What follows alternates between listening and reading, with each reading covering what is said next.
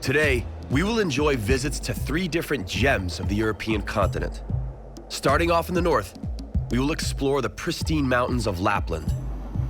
From there, we will attempt to conquer the peaks of the Swiss Alps. From the Alps of Switzerland, we will go to France, where, in the wine region known as Champagne, they know a thing or two about making the best wines in the world. Then, we will end today's adventure in Gibraltar, one of the pillars of the ancient world. But first, the unspoiled mountains of Lapland beckon.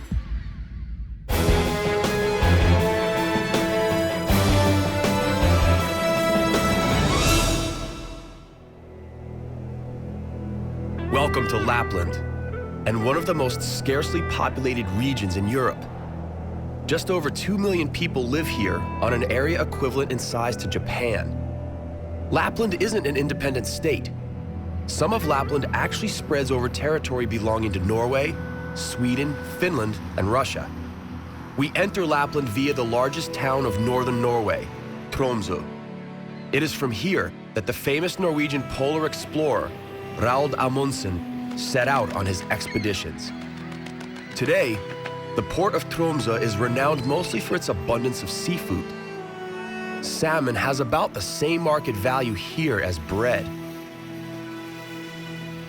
The most recognizable creature spotted quite often in Lapland is the reindeer.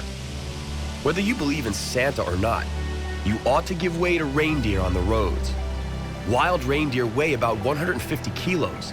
The locals will be sure to warn you to steer clear of them. Reindeer have short, thick coats that serve as the perfect protection against cold and dampness. Reindeer are capable of covering up to 160 kilometers a day, and they are surprisingly great swimmers. In the northern part of Lapland, it is easy to get carried away by the sheer beauty of the Norwegian fjords. Here, the coast has been shaped into a bizarre system of bays and inlets. There is only one other place on the planet where this type of coast can be found: in South America, in the country of Chile, on the opposite side of the globe. Fjords are created in mountainous regions that are in close proximity to the sea. In order to develop, they require the continuous pressure of advancing glaciers, combined with the deepening of river valleys. In these waters, fishermen will find both common salmon and the Atlantic salmon. Both species of salmon make the water of the fjords their home. Some of the fjords are tens of kilometers long.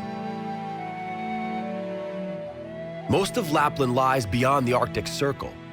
Therefore, in the northernmost parts of Lapland, the sun never quite sets during the summer solstice and never rises above the horizon during the winter solstice. Should you feel that you are incapable of dealing with all your chores on a normal day, you should try this out. Your biorhythm is hugely different here. The polar summer, a time of the never-ending day, commences from the middle of May and goes through the end of August. During this period, the sun resembles a tennis ball flying over the net, never disappearing beyond the horizon. Instead, it just bounces right back. It is called the midnight sun. Those who consider Lapland to be the land of snow and ice are mistaken. Even here, nature happily offers pleasing views of spring meadows in bloom. In winter, the red signs serve as necessary orientation points for snowmobiles. In the summertime, however, the cable car is a more convenient mode of transport. Take this cable car up to Mount Njula. During the 2-kilometer ascent, the passengers admire breathtaking vistas of Nordic landscapes, uniquely devoid of human beings. Here, it takes a small miracle to encounter another human being. Thousands of tourists from around the world flock to myriad nature reservations in Lapland, clamoring only to admire its unspoiled beauty.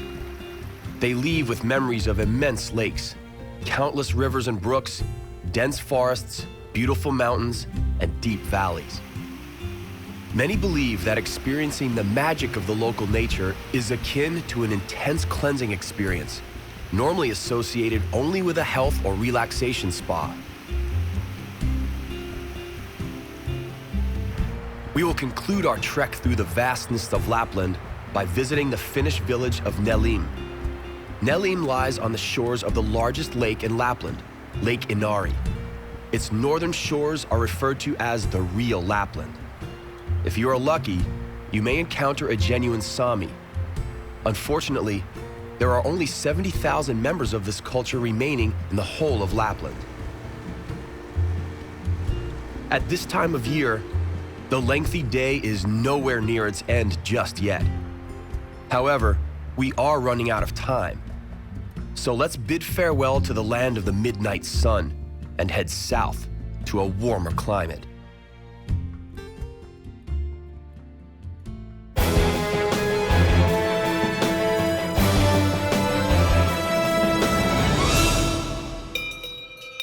Switzerland welcomes you with the heartfelt tunes of its national instrument, the Alpine horn. The horn is almost as evocative of Switzerland as chocolate, watches, and cheese. It is inherently linked to the local landscape, made up of mountains and mist. This confederation of 26 cantons in the very center of Europe can boast of having Europe's highest mountain, the highest concentration of financiers in the world, and Swiss precision.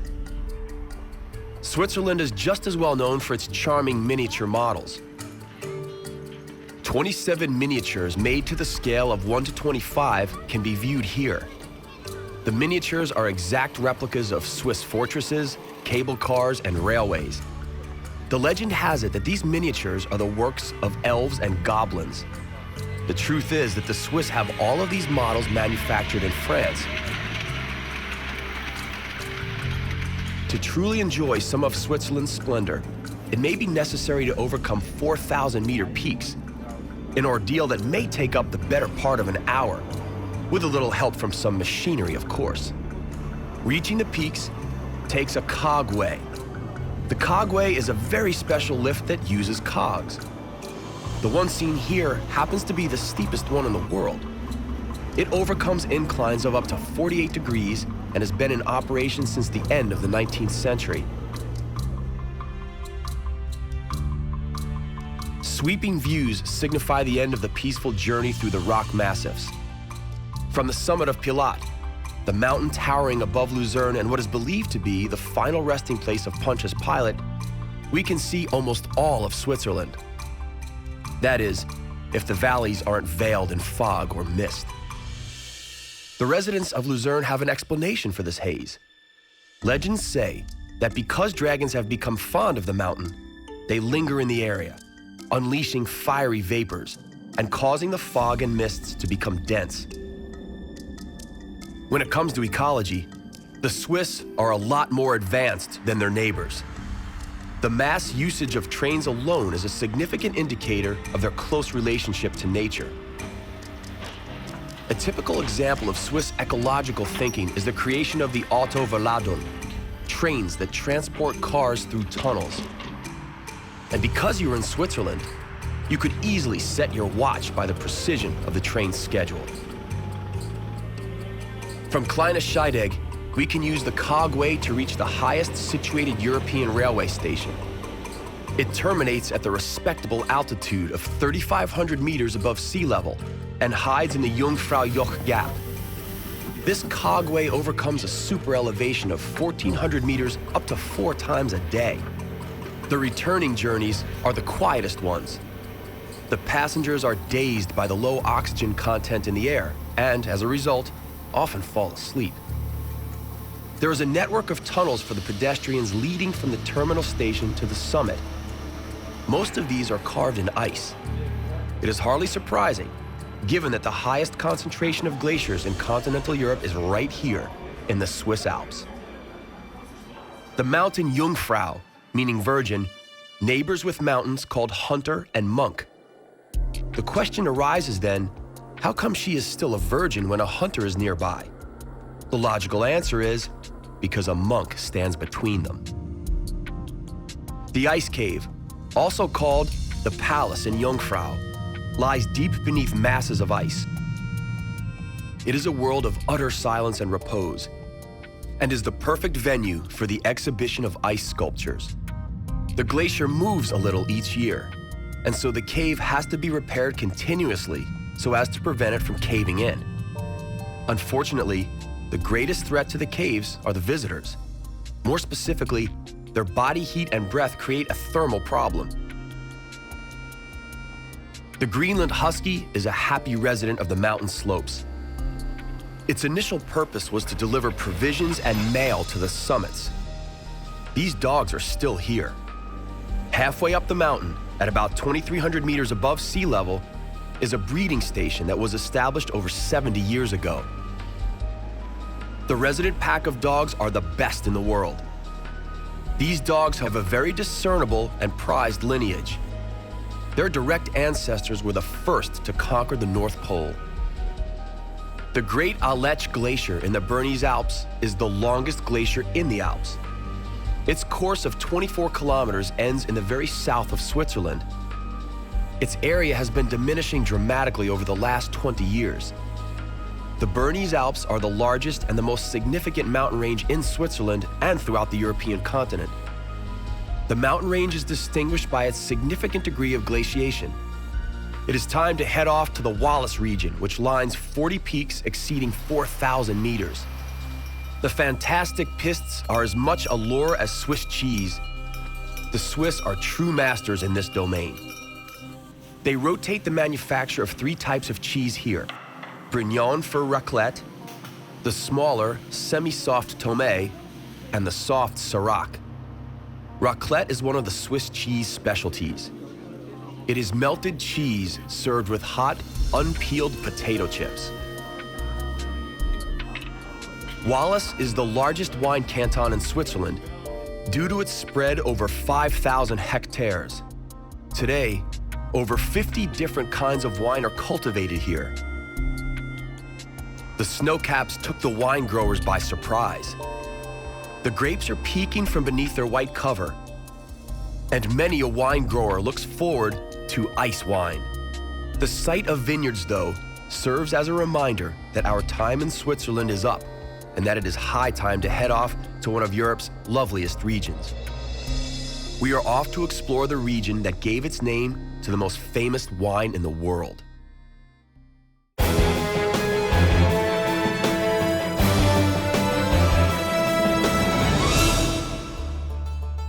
Vineyards in autumn hues, a view out of this world. It is just the way many of us imagine the legendary wine region of Champagne. Nothing but wine bushes stretching in between horizons. In reality, wine can only be cultivated in a few selected areas. This elite selection makes up just under 2% of the Champagne-Ardenne area. It was the ancient Romans that first planted wine here in the 5th century. They felt that the area bore a strong resemblance to the Italian Campania. That created the origin of the region's name. The Champagne wine growers were faced with a long and tiring battle against the prevailing natural conditions before champagne as we know it today became the world's favorite liquid with which to toast special occasions. Champagne originated most likely by accident. It was a natural process. After primary fermentation and bottling, a second alcoholic fermentation occurs in the bottle. Nowadays, a single method called the méthode champenoise is used. The grape juice, extracted using only the pressure by hand, is allowed to become regular wine first. The bubbles occur in the next phase. Carbon dioxide is released from the casks into the surrounding air during fermentation. The wine is subsequently bottled, with sugar added to ensure the secondary fermentation. That corked bottle is then laid to rest in a wine cellar for several months. There are some 450 villages in Champagne where champagne is made, and each one has a slightly different taste. This is Lac du Der. With a surface area of 48 square kilometers, it is Europe's largest man-made lake.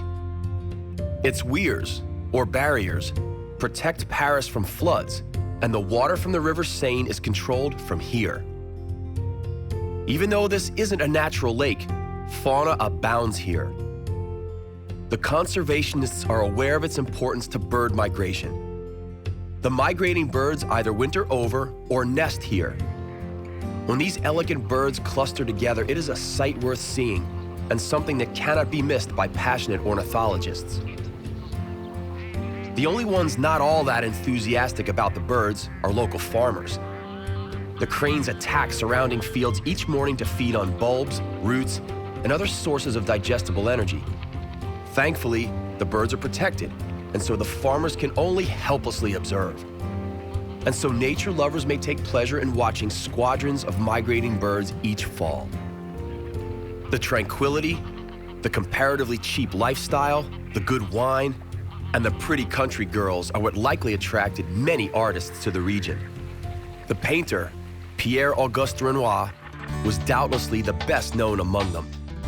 Unique colors and quality of light kept him busy. A job well done was rewarded by another local delicacy, one that grows underground. The dogs are trained for a very specific task, finding truffles. Sociable breeds, such as Labradors and Shepherds, are commonly used for this purpose. Hunting dogs are not suitable. Despite the high value of truffles, the making of champagne is still the primary business activity of this region. The market value of champagne truffles is currently about $500 per kilo. The window of opportunity to collect truffles is rather short, only the few weeks from the end of September to the beginning of December. It is important that the ground is not frozen more than 2 to 3 centimeters under the surface, or else the planters may bid their bounty goodbye. We can only envy their autumn dog-walking strolls through breathtaking nature in search of one of the world's most sought-after gastronomic treasures.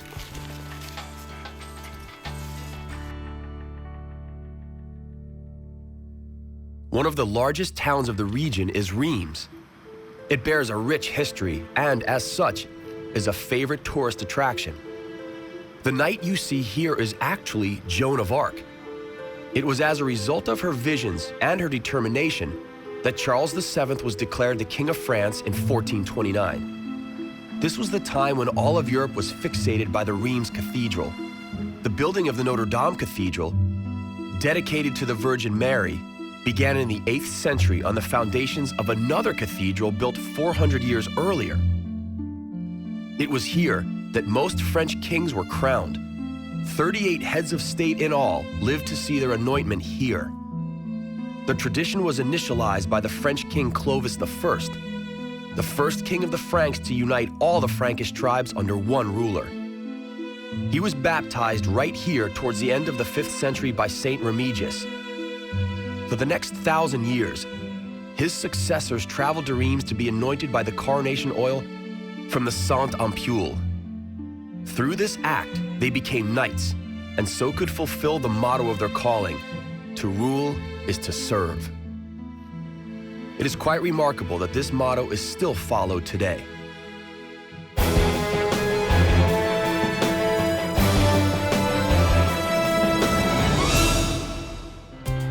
Historical events are what will be at the center of today's final destination. Gibraltar welcomes you. It is the southernmost cape of Europe, almost touching Africa. A cradle of history, Gibraltar is a strategic strait at an important shipping crossroad. It is also the only British overseas territory on the old continent. And even if it may seem irrelevant, it is also the only part of Europe where monkeys live naturally. We crossed the Spanish border in a village quite significantly called Linnea, and out of nowhere we materialized in the United Kingdom. Spain was forced to concede Gibraltar to Britain in 1713 under the Treaty of Utrecht, which concluded the war. The Spanish never quite accepted this, but in a referendum in 1967 and again in 2002, the Gibraltarians voted overwhelmingly to remain under British sovereignty. During the last attempt of Spain to retake Gibraltar in the years 1779 to 1783, the British dug out a 113-meter-long tunnel into the rock while under siege. This tunnel enabled them to bombard the Spanish from atop the mountain. What we are seeing here is a cloud that is inseparably linked to the Rock of Gibraltar. The cloud is known as Levanta. When the wind blows from the east, the cloud is trapped on the rock peak and forms one of the most recognized symbols of Gibraltar. The Rock of Gibraltar is used as a resting place by great numbers of migrating birds en route from Africa. There are about 270 different kinds of birds found here. There is no source of water on the rock. Even so, it is covered in vegetation.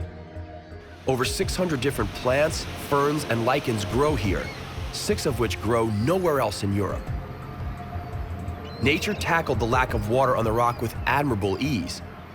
The plants actually desalinate seawater. That is one of the reasons the Rock of Gibraltar is considered a very unique formation, not only from the geopolitical point of view, but also from the biological perspective. These members of the animal kingdom are no less unique, as this happens to be the one and only colony of monkeys living freely on the European continent. These monkeys are Barbary macaques. No one knows exactly how they got to Gibraltar, but there are countless theories on the matter. Locals think highly of the monkeys despite their shameless cheekiness with which they rob tourists of their snacks. There is a saying that as long as the monkeys remain, Gibraltar will stay British. There's got to be something to this. During World War II, none other than Winston Churchill himself ordered that the dwindling numbers of monkeys in Gibraltar be replenished. Today, the monkeys are safeguarded by the Helping Hand organization. Because the macaques are extremely tame, they face a difficult problem.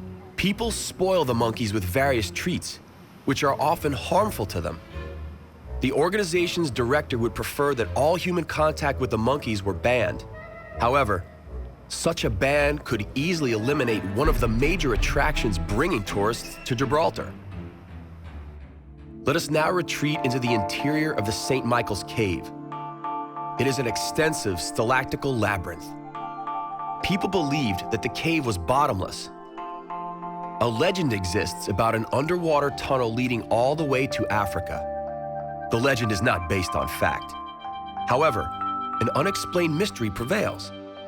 Sometime around the year 1840, a Lieutenant Mitchell, along with another officer, were seen lowering themselves into the cave, never to come out. 100 years later, a thorough forensic investigation found no human remains.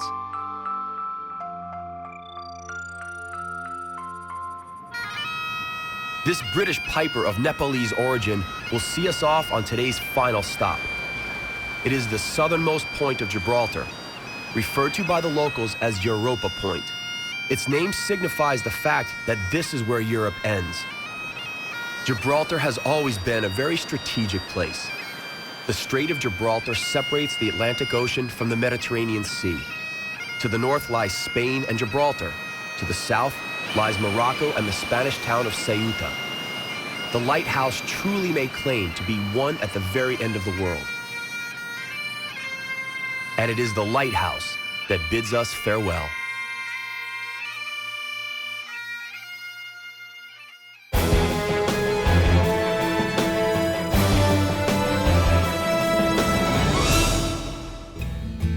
Our journey to the miraculous nooks of our planet comes to an end, for now.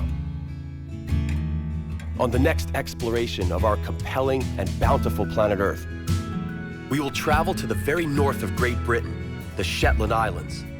Here, 1 million birds watch as the human population, numbering only 20,000, gets on with their everyday lives. We will then travel from the very end of the world to its very center.